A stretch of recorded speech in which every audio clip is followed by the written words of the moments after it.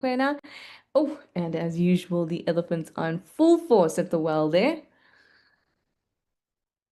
I do love to start the show off with elephants, I must admit. And this particular waterhole has definitely become a firm favorite.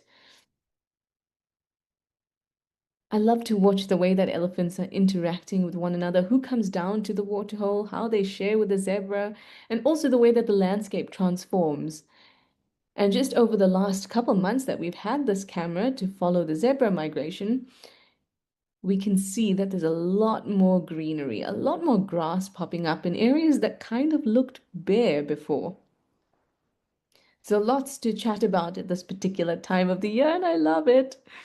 But I'm reminding you that we're live and interactive, so do send through questions and comments. Oh, we have a little fight brewing here. What's going on there?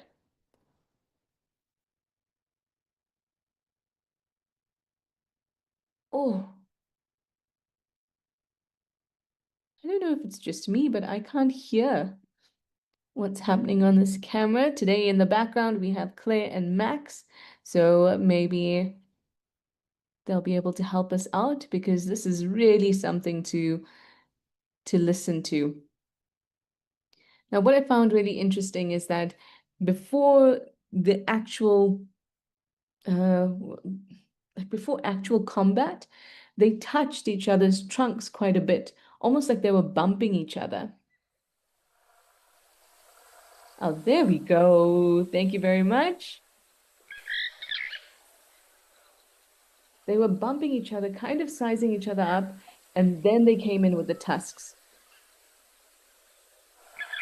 All animals out in the wild, they give us so many warnings that something is not right, so many opportunities to back away. And that's not just opportunities for us as guides, but opportunities for other animals as well. Now, a well like this is a proper important resource. So they're going to defend it. Now, they don't always defend it. Um, Elephants are not territorial. But when it comes to something precious, they are going to put up a bit of a fight. And they generally are going to pick on those individuals that they can back off easily. They will not generally pick fights on bigger, older, more dominant bulls because they're just not going to come out on top. Nice, interesting interaction to start out our day. Jack De Boer says, good morning from Chesapeake. Mr. H, UAE 87, you say it's your birthday on the 27th of November, and today you have Coke and cake and juice. Of course you do. You're always so fancy when you come to these shows, Mr. H, UAE. And a very happy birthday for Thursday. Tomorrow is my brother's birthday, actually.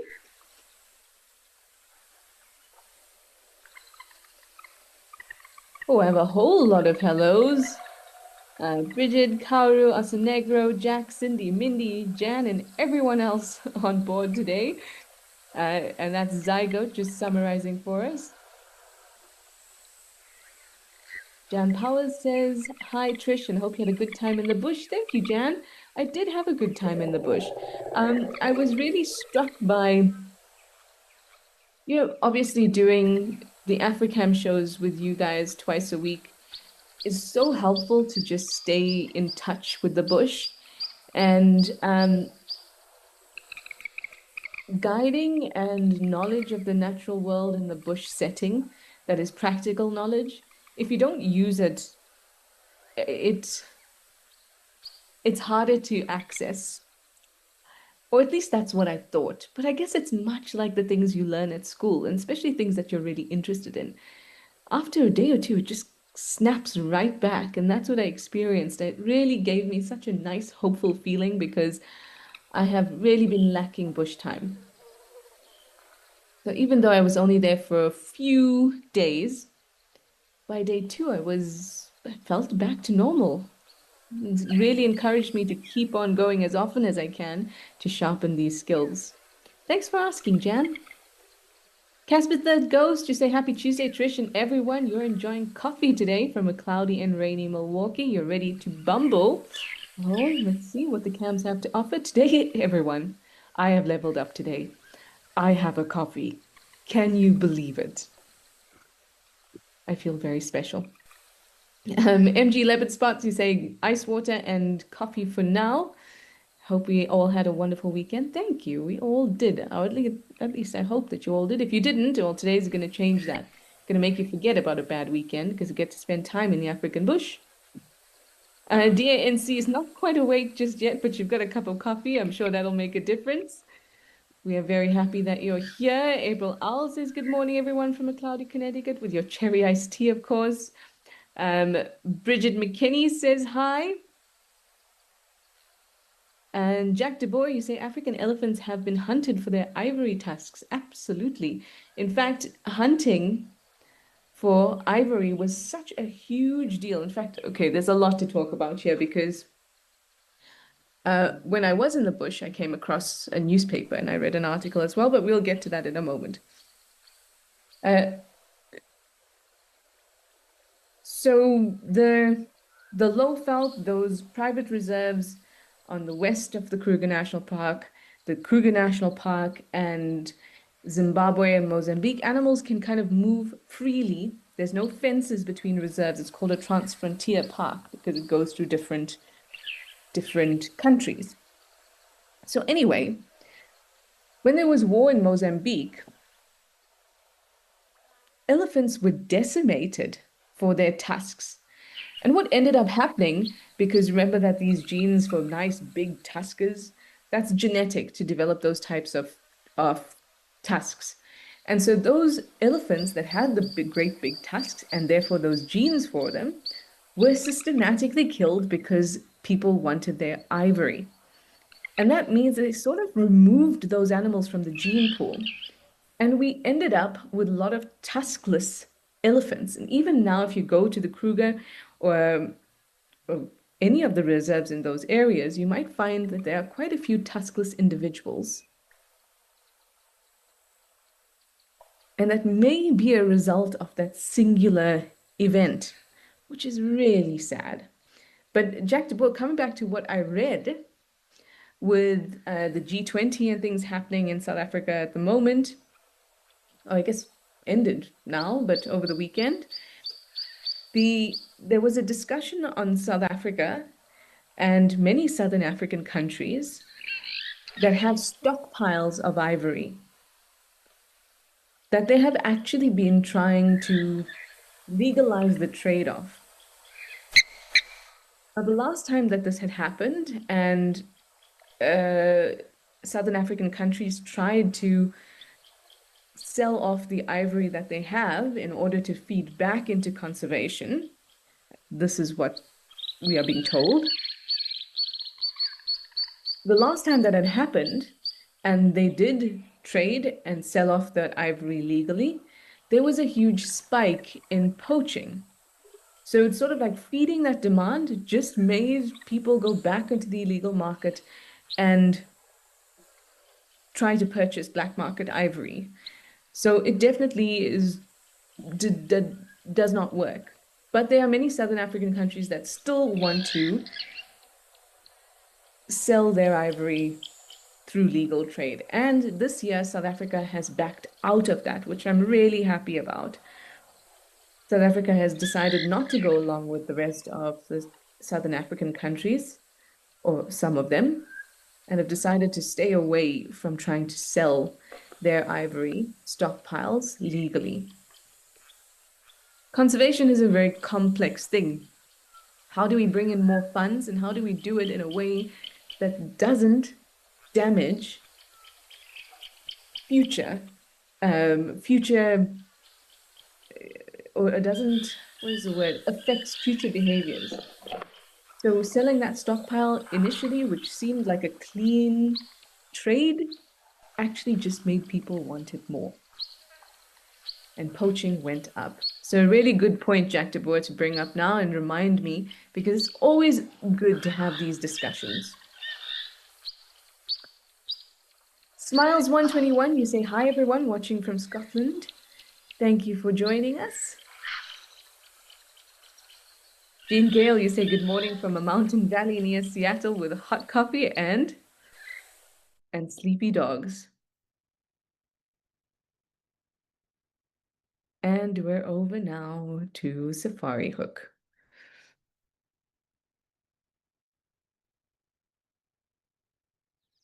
Jean Gale, that kind of sounds amazing. Being very nebulous, just a mountain valley, and I love it. Oh, and we have an ostrich. Oh, very cool. Very, very nice. Mamdu Morad, you say sad. Our giant friends deserve better. They certainly do. All animals, I mean, all life deserves the opportunity to live, whether that means that their life is a prey species or an ant that's constantly being walked over, stepped on, drowning, whatever it is. All of them deserve to live out their function in an ecosystem without disruption.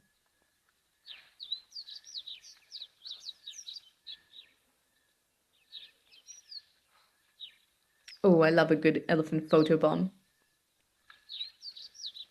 They're so unbothered by this ostrich. I love it.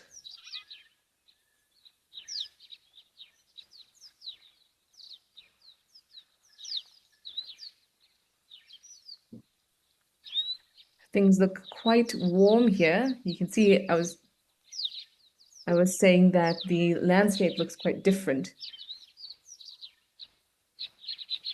compared to Menoaquena. A lot less green going on, but this is a more of a semi-arid area. But that doesn't mean there will be no green. All of this kind of gray line that we see are these dry trees, but their root systems are still very good, very alive. So it's just a matter of the right conditions coming along and time for them to burst forth in a little bit of green. Look at how heavily this ostrich is breathing. Be still again so people can, yeah, there we go. You can see, so think about yourselves when you are breathing heavily. Not only is your chest going up and down, your shoulders are kind of moving as well. That whole area is sort of moving. And birds, their wings are the equivalent of our arms, right? And their shoulder blades are fused and move down. Well, shoulder blades are fused, but then the shoulders are sort of moved down and attached to the sternum. And that whole breastbone is tightly fused and is larger and has a keel on it. Now, for ostriches, this is a tiny bit different because they are not adapted to flight. And the point of the keel, so a keel is just, what is the best way to describe a keel? Like a little bump, a long bump. So if something is smooth, then a keel's kind of like a crest, in like a little heightened area. And that allows the breast muscles to anchor to it. In flight birds, that keel is very pronounced because those flight muscles need to be able to attach there.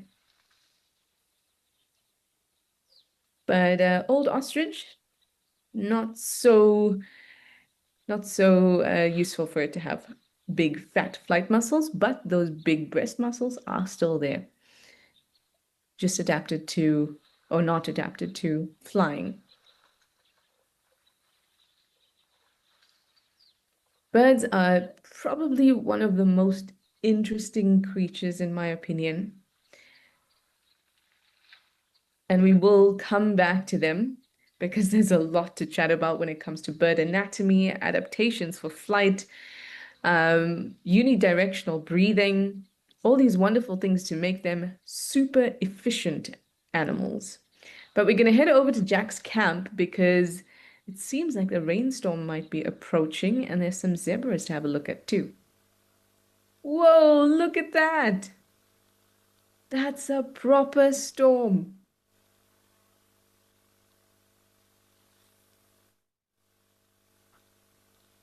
Just walls of water.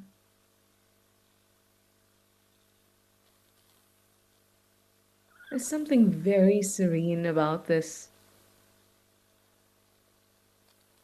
I wonder if we can hear the rain yet. No. Now this is one I love this. It's just you're about to see an immediate transformation of the landscape. Different animals will start to emerge. Snails, millipedes, frogs, tortoises, every those animals that are usually hidden away because it's a bit dry, it's not damp enough. They'll all start to come out, and it's such an immediate transformation. Very much like the switch from day to night. These are the moments where I feel like the bush really comes alive.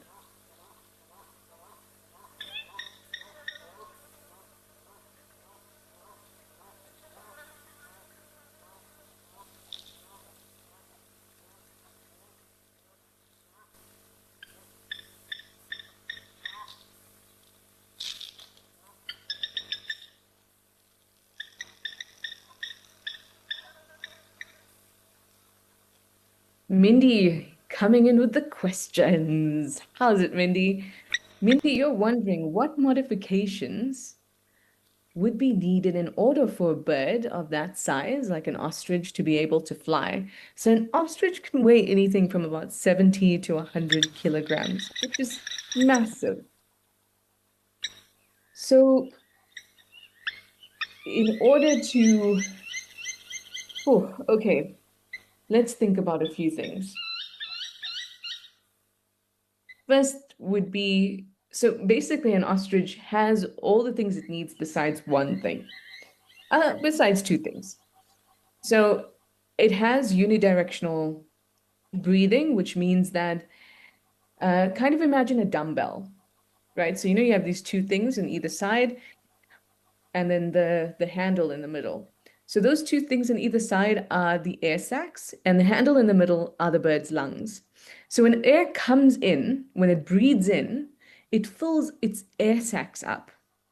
When it breathes out, the fresh air in one of the air sacs goes into the lungs. So unlike us, they don't have a portion where when we breathe out, there's no oxygen coming in.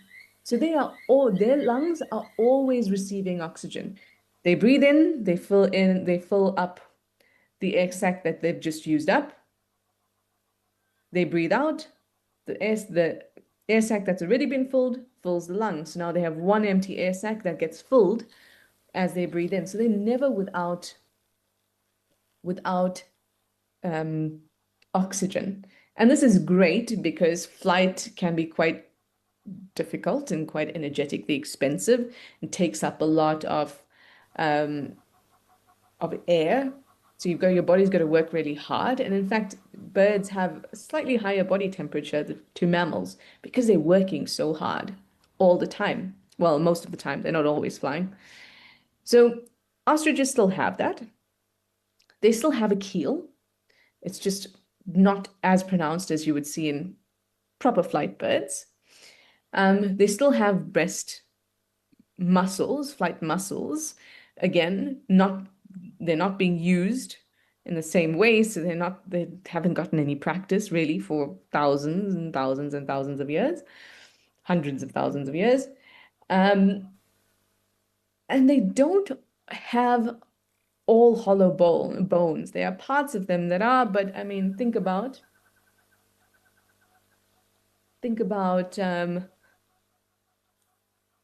their size. You can tell that their bones are not hollow. Other birds that don't have hollow bones, like penguins. So bone density is gonna weigh them down, as we can see. And the other thing is, there's another one as well. Their feathers. Their feathers have a very downy characteristic. So they would need to reduce their weight which would mean that all their bones would have to be hollow, or the majority of them.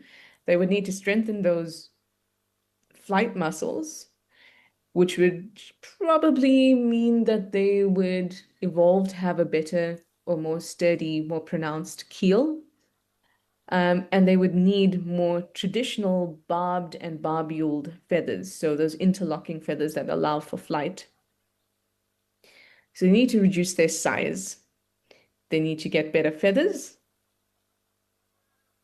and they need longer wings, much longer wings, because they need to create lift, which is their biggest problem. I mean, everything else could probably be solved if they had long enough wings to actually create lift. Um, I mean,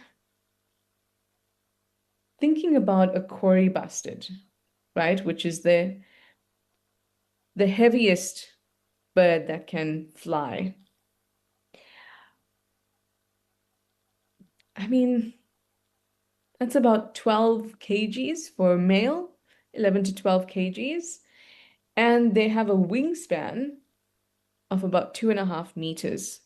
So that's that's creating enough lift for them. Can you imagine? Um, uh, Goodness me, something, how long would wings have to be in order to create lift for a 100 kg bird? It would, then the bird wouldn't be able to exist on land. So I suppose, Mindy, a lot of modifications would have to go down. I do love a question like that. Thank you, Mindy. Jen Lat 38, you say hello all. Hello, Jen. Thank you for joining us. Jambu Balu, you say you have a pic of a fish eagle at Chitwa Dam with lightning all around. That sounds amazing. Chitwa Dam is in the Sabi Sand, very close to our Nkorokam, actually. And there's always fish eagles at that dam. Spent a lot of time with them.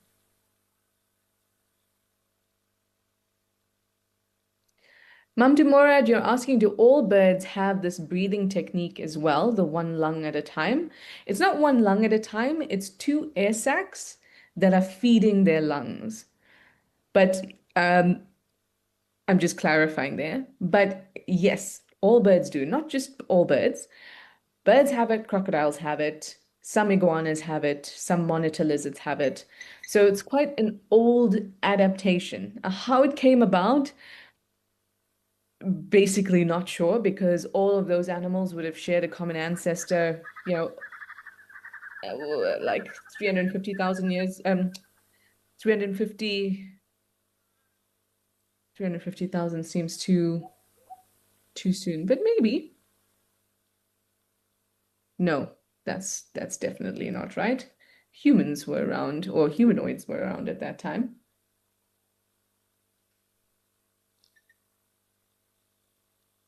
Yeah, more like 300, let's call it 300 million. Because if I'm thinking about,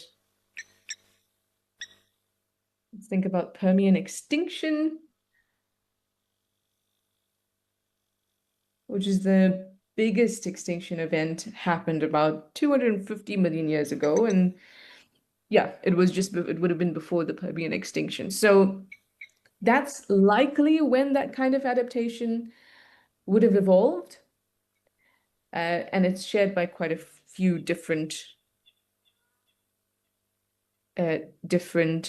animals.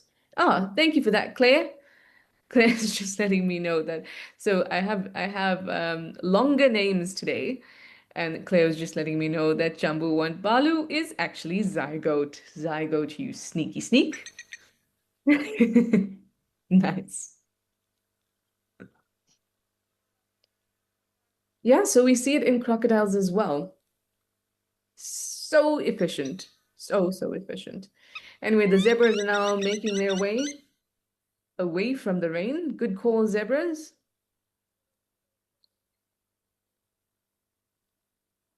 Rain is always welcomed, but slipping is definitely a hazard. Well, off they go. How about we check out what's happening at the Serengeti? Oh, very nice. Got some waterbuck. Love the sounds. Quite windy. Looks like a breeding herd. Can't see any horns here. Although the one on the left might have had some.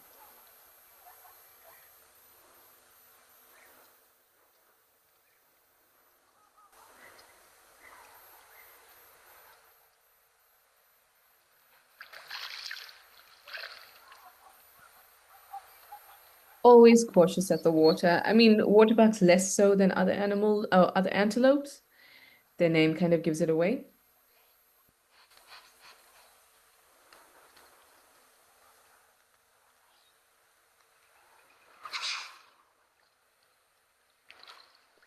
Bridget, you're wondering if ostrich would be like pterodactyls? Um, ooh, Bridget, you're opening up a can of worms. A pterodactyl was sort of a word given to a bunch of dinosaurs that resembled, looked as if they had flight. But it was not it was just a grouping at that time. So pterodactyls are not related to birds.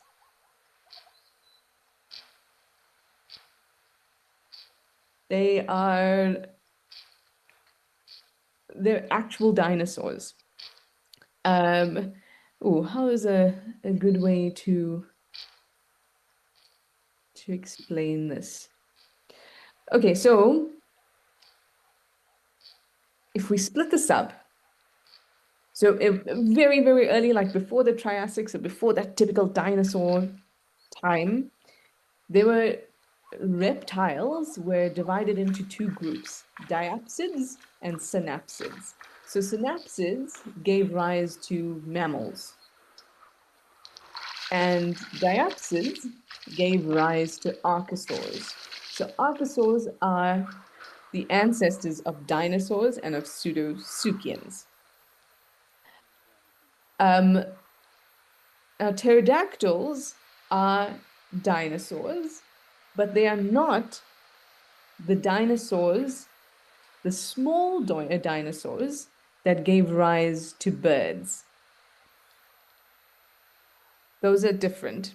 So pterodactyls, they didn't have wings in the same way as birds do. They had it was more like bats, like the flesh pulled over the bones of the wing. And they stood very, very, very upright.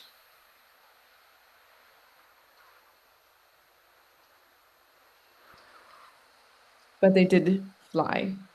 Well, I guess, size-wise, ostriches would definitely need to be pterodactyl-sized, or I should probably say pterosaur-sized. Nice. I like the way you think, Bridget. Yes, Zygote, blame YouTube. It's all YouTube's fault. Karu, you're letting us know you have some yummy homemade banana bread. Very nice. I hope it's high protein. Mindy, you say how beautiful. It's the sunlight at this time of the day. Nice clear skies.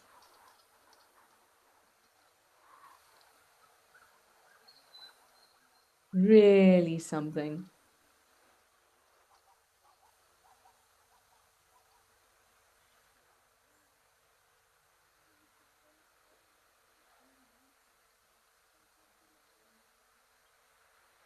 So peaceful.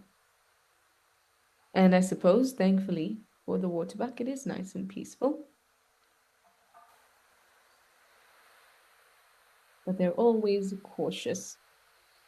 How about we head back over to Meno Aquena and have a look at what the elephants are up to? Oh, things are looking very nice and bright here too. Over the other side now.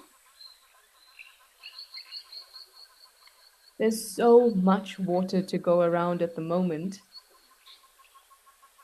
yet we will still see fights.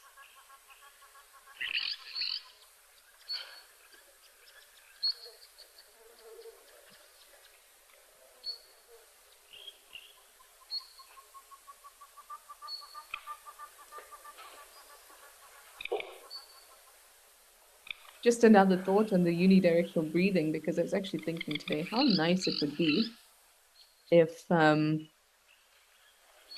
we could have that. But I was also thinking that, during that Permian Triassic extinction, that really big one. Okay, I won't talk about the great dying, scientists call it sometimes. But the elephants are obviously not feeling very happy about the great dying. That's okay. I won't call it that. Zygote, you say you still believe birds are closely related to dinosaurs. Birds are dinosaurs. They're not even just closely related. The dinosaurs that died, um, 66 million years ago, those dinosaurs that died were the ones that were quite big. But the small dinosaurs, if we think about the diversity that we have on Earth now, that diversity, that kind of diversity in size and shape and color, that existed then too. And dinosaurs were very diverse. So those small dinosaurs that managed to, just like the ancestors of mammals, managed to hide in holes and get to places of safety that could fit in places of safety. Those survived, and those dinosaurs are the direct ancestors of birds. So, Zygote, you're absolutely correct. They are closely related to dinosaurs. In fact, they are direct descendants of them.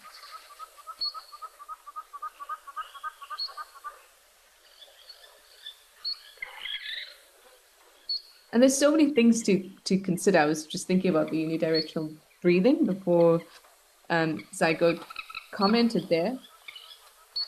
The Earth was different at different periods. There were portions where oxygen was much higher than it is now. That's when we had all those humongous insects, giant dragonflies and millipedes, which I wish I was able to see.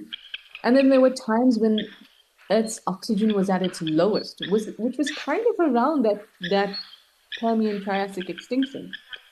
So that unidirectional breathing, which doesn't only allow you to uh, to not waste time not having any oxygen in your lungs because you have these air sacs, but it also allows you to empty out your lungs sufficiently because when we are at rest, when we're not breathing deeply, our lungs are not being emptied out fully. So could it be that unidirectional breathing also allowed for sufficient space in the lungs at a time when the atmosphere didn't hold a lot of oxygen and that animals needed to take advantage of the full capacity of their lungs in order to survive? Maybe. Birds are certainly very, very interesting. Zygote, you also say you saw a nice documentary with Sir David Attenborough in 3D, how small dinosaurs turned into flying birds. Yes, it is. I mean, I haven't watched the documentary, but it really is it's a wonderful story. And that's what I love about natural history is it's full of wonderful stories and they're educated, wonderful stories. And it really sets your imagination on fire.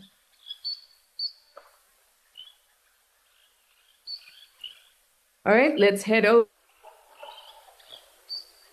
Who doesn't want to watch some cute hippos?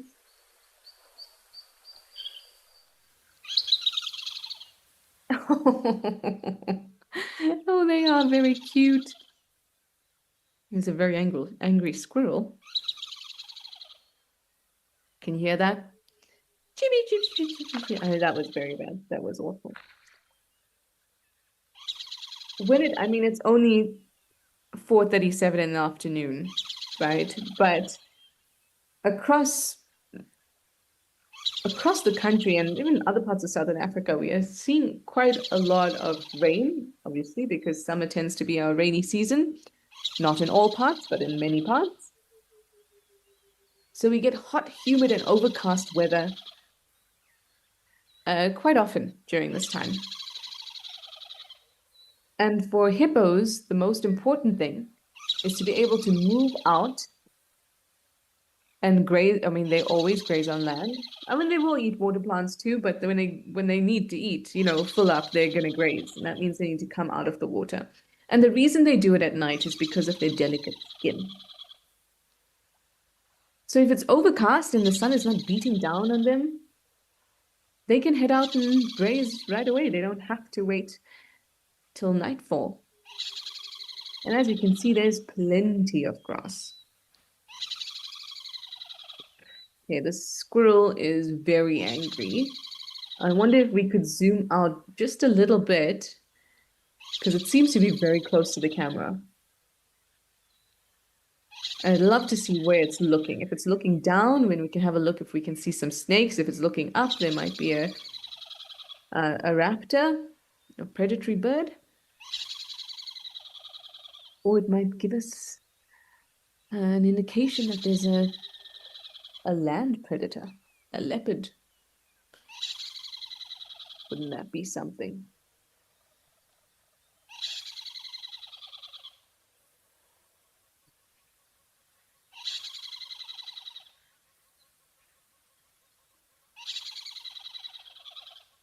Where are you?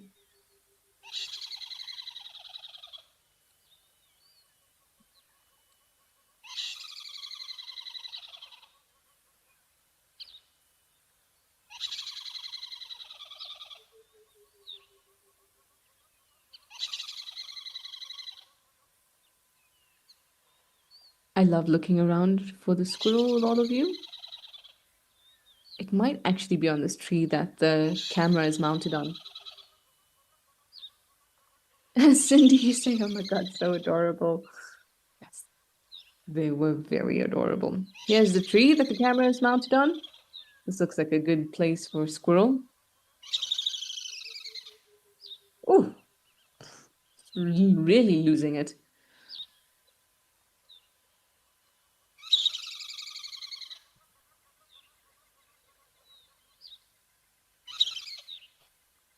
Squirrels are definitely not the most reliable alarm call that you're going to hear in the bush, but it is extremely useful when you have lost an animal. So the best alarm call in my opinion, well, I think there's two alarm calls that I will never ever second guess. And that's the alarm call of a kudu and a baboon. We'll never second guess that. But the other animals, impalas, of course, I will follow up. Impalas, nyalas, other antelope. Squirrels, they're going to alarm call at everything and anything. Sometimes I've seen it alarm call at a millipede. It's alarm called at me before.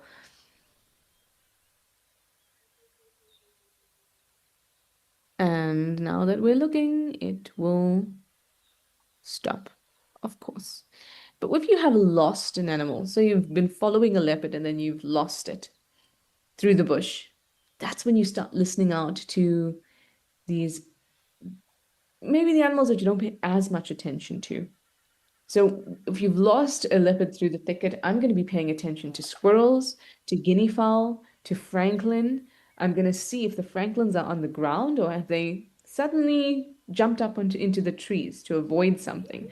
These little things that you might not pay attention to, ooh, that was fancy. They become really, really important in specific situations. Jack DeBoer, you say that hippos have very sensitive skin, so they have to keep their skin wet. Yes, absolutely. So there's two things that they're really sensitive to. One is moisture loss and the other is sun. But it's because of the same thing. Their skin can be easily dehydrated. So that means if there's sun beating down on it, and there isn't moisture around, then it can get super dry. And if they're out of the water, there's nothing to moisturize their skin. However, they do have some secretions that help them out. They have hipposudoric acid and non-hipposudoric acid that they exude from their pores, and that acts as a natural barrier to moisturize the skin and as a sunscreen. So being out like this and the sun is not super strong, but it's still bouncing off their back, that's okay. Plus, the water is so close that it doesn't, they're not going to be stressed about it. They can head back into the water at any time.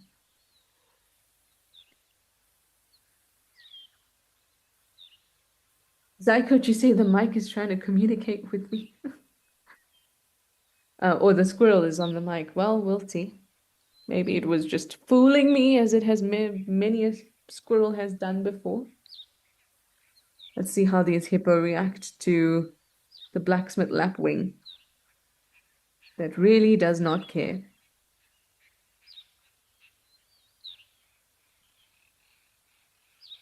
Oh, they seem very used to it.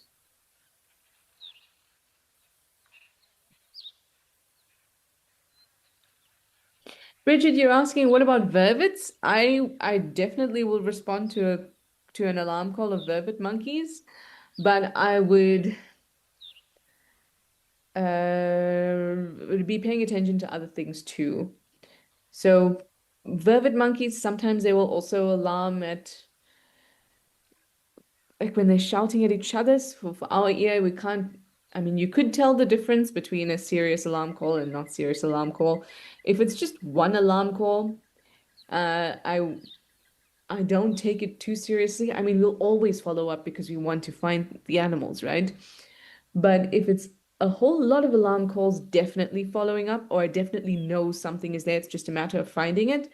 But when it's one, it could be other things too.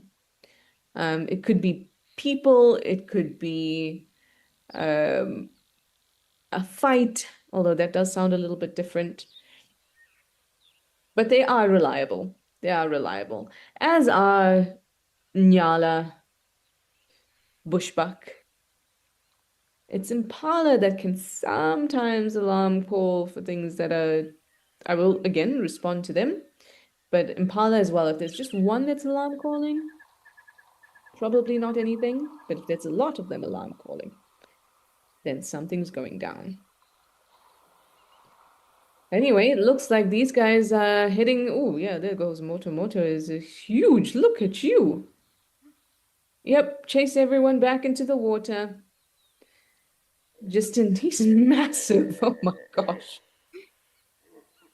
All right, on that note, everyone, continue to watch the cameras. I hope you had a good time. Oh, yes, get back in there. What do you think you're doing? Your skin's gonna get dry. Gosh.